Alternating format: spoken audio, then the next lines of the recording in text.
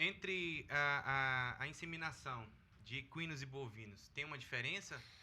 Como é que funciona? Ou é da mesma forma? Tem a mesma técnica? Tem. O equinos é totalmente diferente. Até porque quando a gente fala a fisiologia reprodutiva do equinos, ele tem interferência, ele, Pode falar. ele tem interferência tanto na parte de luminosidade, por exemplo, que eu vou dar aqui para vocês. O cara que está no sul do Brasil, quando lá tem a estação do ano mais correta, tem dias mais curtos, as éguas tendem a diminuir a ciclicidade dela. Por que, que ela diminui a ciclicidade? Porque ela produz uma proteína chamada melatonina, e essa melatonina ela dessensibiliza uma glândula no sistema nervoso central do animal chamado hipotálamo. Esse hipotálamo ele é responsável por produzir um hormônio chamado GNRH, que esse GNRH induz a dentro da hipófise a produzir os hormônios gonadotrópicos, que são o hormônio FSH e LH, que tem a função de ter emergência folicular. Para nós aqui, que já está mais próximo dos trópicos, nós não temos muito essa influência, porque nós estamos muito próximo da linha do Equador, e os dias tendem de ser mais prolongados. Mas a gente vê, por exemplo, eu insemino égua ali na fazenda Morro Verde, nessa época já tende a diminuir as éguas, diminuir o cio das éguas.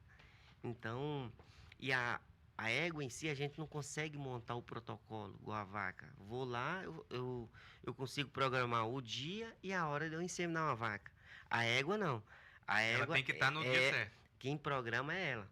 Ela entra no cio, após ela entrar no cio, ela entrou no cio hoje, ela passa a média de 5 a 7 dias no cio. E ela vai ovular nas últimas 24, 48 horas. Então tem que Quando tem um garanhão por perto é mais fácil, né? Você sabe. Isso, porque ela apresenta as características do cio. E eu fico monitorando ela no ultrassom e eu vejo algumas particularidades, que ela vai ter um folículo grande, a média de 35 a 40 milímetros. Tem égua que ovula até com 60 milímetros, mas ela vai ter edema endometrial, cervix aberto. Eu posso induzir ela e dependendo das características, se eu vou trabalhar com semi-refrigerado, fresco ou semi-congelado, eu vou determinar o horário de eu inseminar.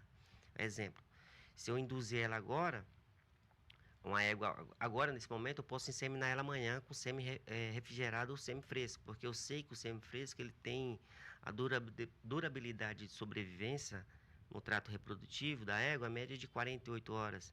Então, ou seja, se ela ovular amanhã, Ainda consegue usar ela consegue fecundar o óvulo dela, né? E se eu for trabalhar com sêmen congelado, aí não, eu tenho que inseminar ela no máximo 6 horas antes ou 6 horas depois dela ovulada, né?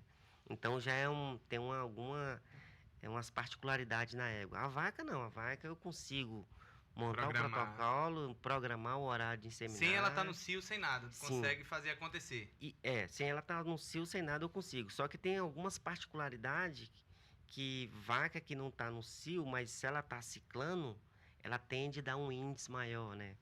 Isso que impacta muito, viu, Cleber? Na parte de reprodução, que tem muitos produtores que desestimula a trabalhar com essas biotecnologias, porque talvez ele foi orientado de uma forma errada, ou ele acha que o hormônio vai fazer milagre.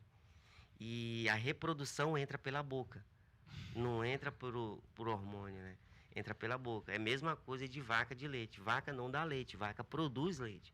Para ela produzir leite, eu tenho que dar todas as condições fisiológicas. E estimulada ainda por cima, né? E nutricional para esse animal reproduzir. Porque o animal ele é inversamente proporcional. Quanto mais produtivo, menos reprodutivo.